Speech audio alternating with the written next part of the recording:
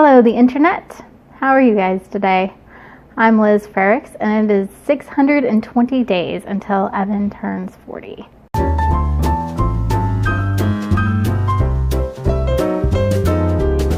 I can't believe it's that soon. I feel like every time we go down 10 more days, I'm just like, oh gosh, holy cow, it is coming up quickly. I thought I would kind of update you guys. I know it's been a couple of weeks.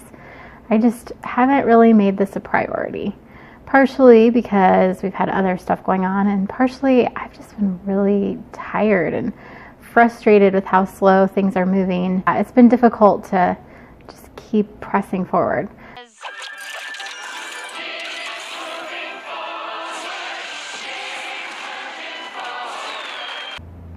As far as where I'm at in general with my projects, I'm continuing to work on my Pride and Prejudice fan fiction. Oh goodness, you must comprehend a great deal in the idea.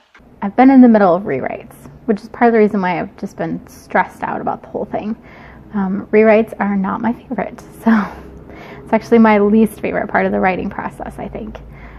So I finally am pretty much through that. I have to do some edits, but at least the rewriting is done. So now I can move forward with the story instead of just fixing things that I've already written. So I have not met my write 1,000 words a day goal while I was doing the rewrites, but hopefully we'll be back on track here starting tomorrow. Theoretically, I just finished the rewrites today, so I should be able to move forward tomorrow. As far as the Women in Ministry book is going, I am continuing to move forward on that as well. I did a bunch of tapping, I think I told you guys that, related to why I was having so much trouble moving forward on it. And so now I'm back to writing the section on Junia, which I feel like is the same section I've been working on for a long time, which it has been, but there's a lot to write about, and there's a lot to chase down.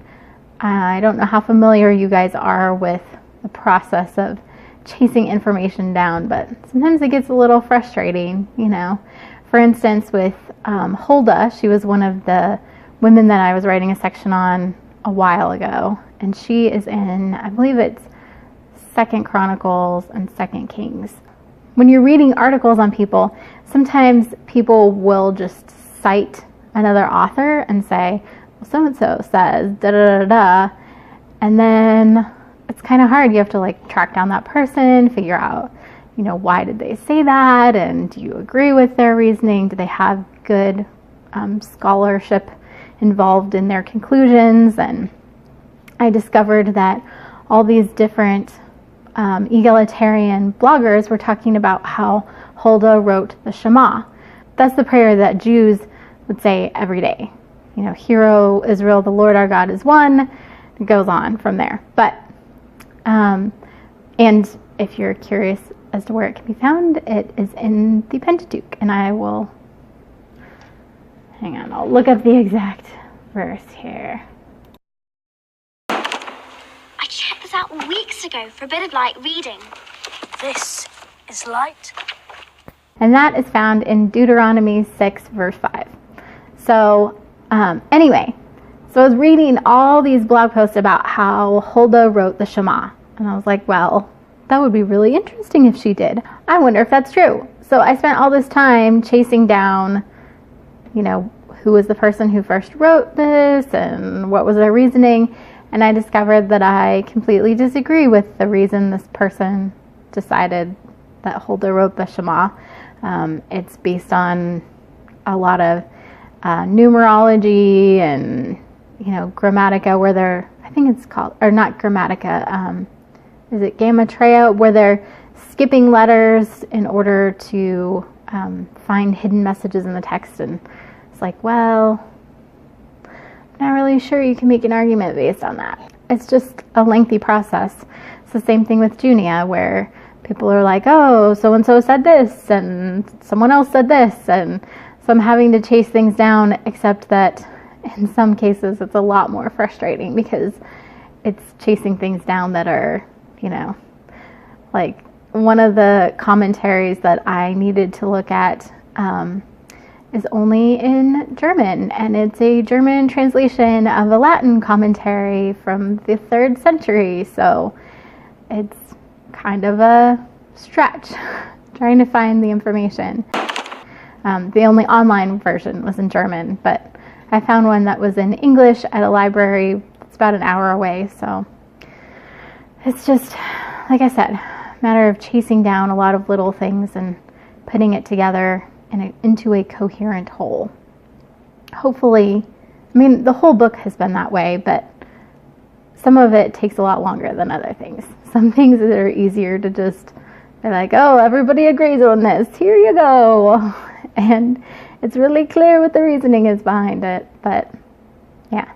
So I'm continuing to work on that. As far as our Epic Everyday stuff, we are continuing to put together our classes, and we just finished watching a class that we were taking. So since then, we've been putting those things into practice, and we're super excited to get to actually, release something, hopefully soon here. Cold showers, that was the other thing I told you guys about, because I was like, I need the accountability.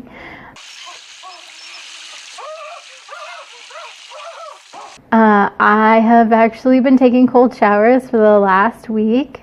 So I started Friday of the week that I told you guys I was going to start. I waited till Friday because I was not feeling well, and I did not want to start cold showers when I already felt bad. So yeah, it's a stretch. It's a major stretch. Actually, this morning, my husband and I just went outside and stood in the cold in our tank. Well, I was in my tank top. He was in short sleeves. But it was much easier to get cold that way than it was to actually force myself to stand under freezing cold water. Even though it was still cold. I mean, there was frost outside this morning, so I don't know why it was so much easier, but it was. We are also currently reading this book, What Doesn't Kill Us by Scott Carney. And actually, we're really enjoying it. It's kind of this guy who started out trying to debunk Wim Hof and then ended up utilizing his method and found it to be really great. So we're learning a lot about the method from that book and working on growing and applying it. It's definitely, like I said, it's a major stretch. I do not like cold. So I'm still working on that, and hopefully it will get easier. But it's just another thing that's been kind of depressing this last week, just the last 2 weeks, I guess. Just recognizing that, it's something you just have to do every day, and you probably won't see results for a while. I actually put on my calendar, I figured out how long it is, because they say in a short book that Wim Hof puts out that's free, you have to get up to doing 10-minute cold showers, which he recommends starting with 30-second cold showers for the first week, and then 1-minute cold showers, which is what I started last Friday. So, and then you work up, you add 30 seconds every time, and eventually, by the time you get to 10 minutes, you should be feeling great. Like, great. So, 10 minutes. That means August. By August, I should be feeling amazing because of cold showers. So, yeah. That's been just another, I'm so tired of everything being so slow motion and feeling like it takes so much energy. It's been really different, especially with showers, because I feel like that's kind of one of my go-to self-care things is to sit in warm water, whether it's a shower or a bath or a hot tub or whatever. And so taking that experience and instead turning it into something that's, kind of stressful and uncomfortable it's been difficult. So I'm trying to figure out how to work in the cold in a way that's not taking away something out of my day. Some of my self-care stuff.